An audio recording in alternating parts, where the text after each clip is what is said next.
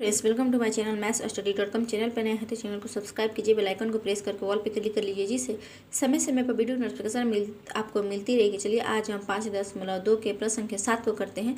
इससे पहले एक वीडियो आप लोगों ने नहीं देखा है तो mathsstudy.com के प्ले लिस्ट से देख सकते हैं। चलिए इस वीडियो को शुरू करते हैं।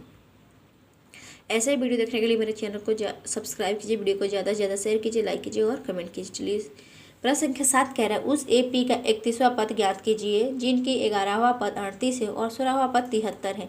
ठीक है, तो देखिए हमें दिया हुआ है, ठीक है, 11वां पद क्या है 38 है, तो A प्लस के 10D की एक माइनस करेंगे तो ये हो जाएगा 10D बराबर 38। ठीक है, अब हमें दिया हुआ है 16वां पद। ठीक है, तो यहाँ पर लिखते हैं 16वां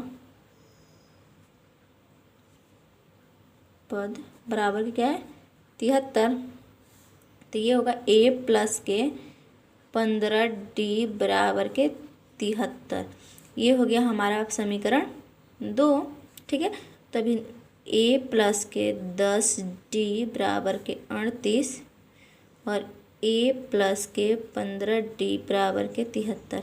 ठीक है, देखिए अब हमें इसे विलोपन विधि या प्रतिस्थापन विधि से जैसे रखिए समीकरण में हमने किया है, इसे भी वैसे करना है। तो देखिए इसमें D वाला पद क्या है बराबर नहीं है, एक A वाला पद क्या है बराबर है, तो इसका साइन क्या है सेम है। जब भी हम एक पद को काटते हैं उसका साइन क्या होना चाहिए, अलग अलग होनी चाहिए, लेकिन इसका साइन क्या है सेम है। तो यहाँ पे प्लस है तो माइनस, यहाँ पे प्लस है तो माइनस, यहाँ पे भी प्लस है तो माइनस। ठीक है, यहाँ पे क्या घटाने का काम कर रहे हैं तो यहाँ पे लिख देते हैं घटाने पर।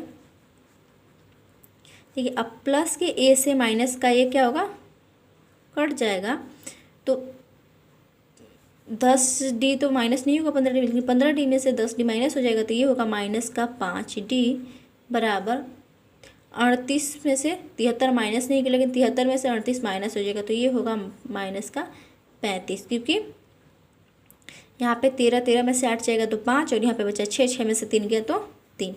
ठीक है, तो माइनस से माइनस क्या हो गया कट गया, यानी कि D बराबर आ गया हमारे पास 35 और जो 5 गुणा में था इधर भाग में आ गया तो 5 सत्ते 35, यानी D का मान है हमारे पास क्या 7। ठीक है, अब इस D के मान को समीकरण 1 या 2 में से किसी में भी रख सकते हैं आप, हम 2 में रखते हैं। ठीक है, समीकरण 2 है हमारे पास A प्लस के 15D बराबर के 73। A प्लस के 15 इंटू 7, क्योंकि D का मान क्या है 7 बराबर के 73।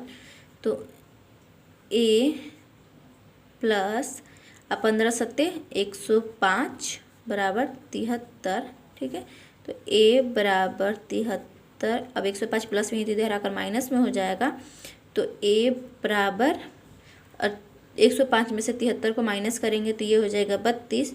और कभी भी बड़े वाले पद की साइन लगती है तो ये है माइनस का साइन, तो यहाँ पे माइनस होगा, यानी कि क्या है A का मान आ गया हमारे पास D। ठीक है, अब इस क्वेश्चन में कह रहा था 31वां पद। ठीक है, यानी कि A और D जो है हमारे पास होता है तो हम कोई भी पद निकाल लेंगे, हमें उसमें कोई प्रॉब्लम नहीं होती। तो यहाँ पे हम लिखते हैं 31वां पद।